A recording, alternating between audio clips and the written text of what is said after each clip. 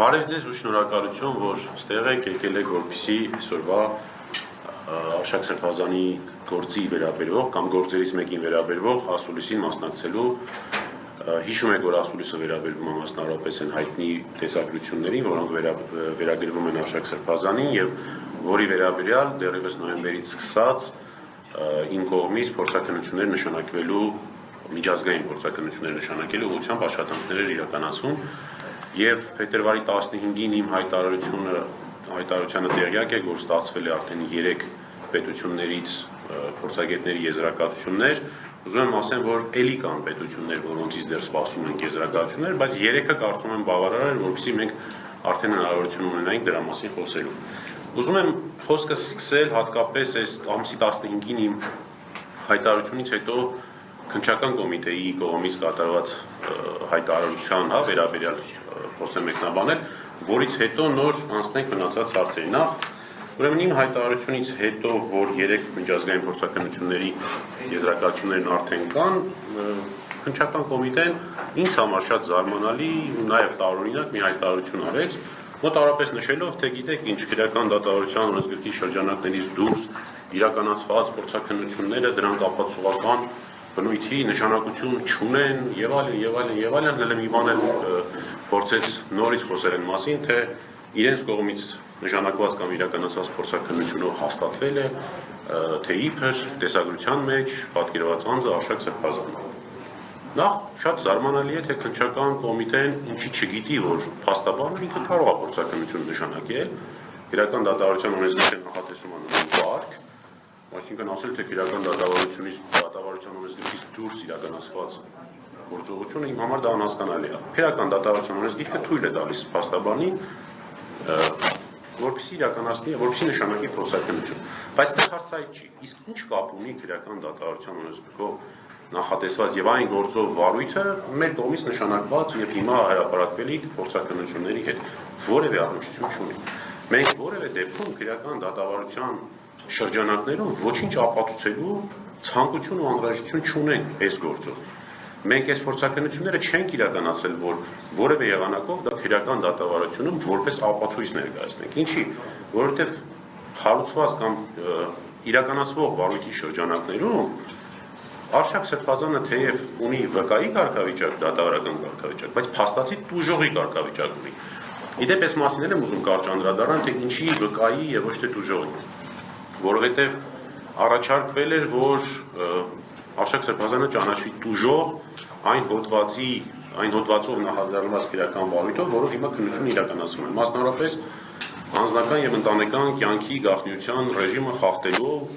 հոդվածով իրականացվող վարույթով։ Արշակ Սրբազանը հենց առաջին օրը հայտարարեց, որ ինքը առնչություն չունի այդ տեսագրության բովանդակությանը, այդտեղ պատկերված իրողությունները իր հետ որևէ առնչություն չունի, հետեւաբար ինքը չէր կարող տուժել իր անձնական կամ ընտանեկան գաղտնիքի ռեժիմը խախտելուց։ Եթե ինքը չի, ուրեմն իր անձնական ու ընտանեկան գաղտնիքը որևէ մեկը չի խախտել։ Բայց փոխարենը հայտարարվեց նաև հնչականում, որ մեկն այլ բանից է տուժել Արշակ Սրբազանը, մասնավորապես այն բանից, որ ինչ-որ մեկը կամ ինչ-որ մարդիկ կեղծ տեսագրությունները ստեղծելու ճանապարհով փորձել են հարատավորել այդ մարդու անունը, փորձել են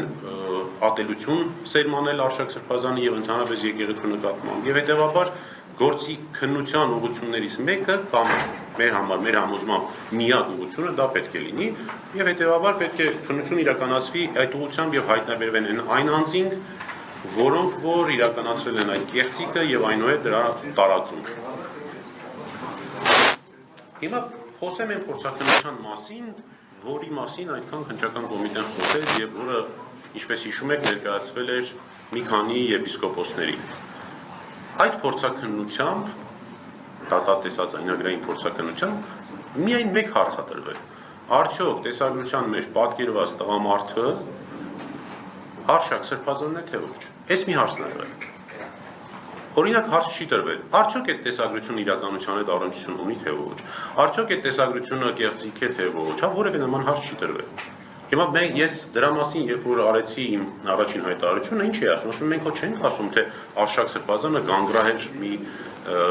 բաց մաշկով մի երիտասարդ է, որը բոլորովին նմանություն չունի այդ տեսագրության մեջ եղած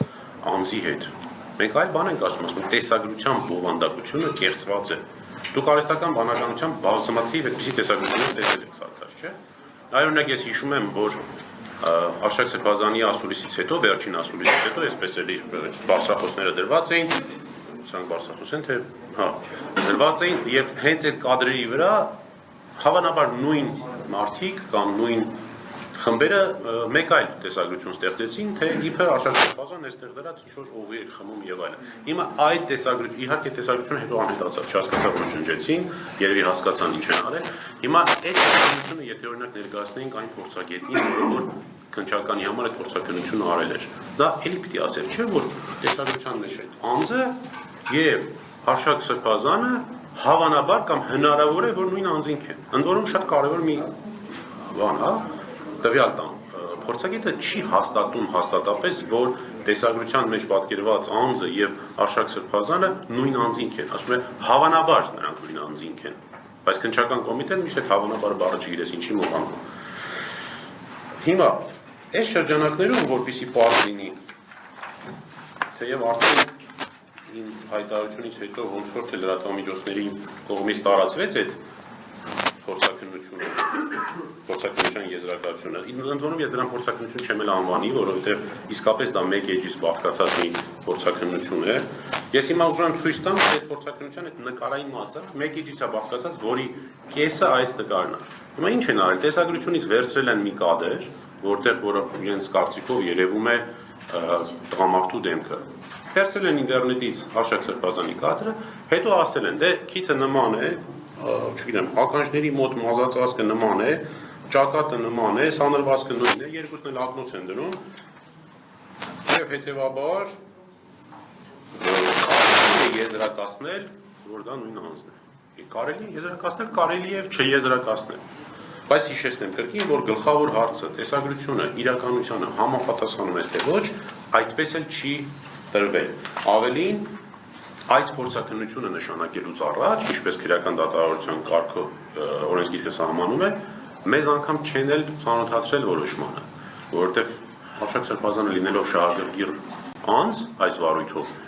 քրեական դատավարության օրենսգիրքը նախատեսում է, որ պիտի որոշմանը ծանոթացնեն, որպեսզի հնարավորություն ստանանք մեր հարցերը տալ։ Եվ մեր առաջին հարցը հենց դա է լինելու։ Իսկ տեսագրությունը օբյեկտիվ իրականության մեջ տեղի ունեցել, տեսագրության մեջ պատկերված իրադարձությունները օբյեկտիվ իրականության մեջ գոյություն ունեցել են, թե ոչ։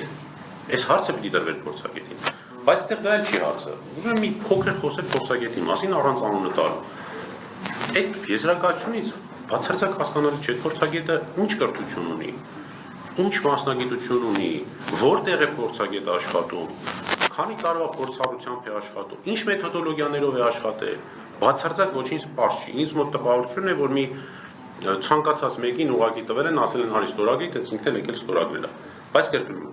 այդ փորձակնությունը, որով պնդում են, թե հաստատվել է, որ տեսագրության մեջ պատկերված անձը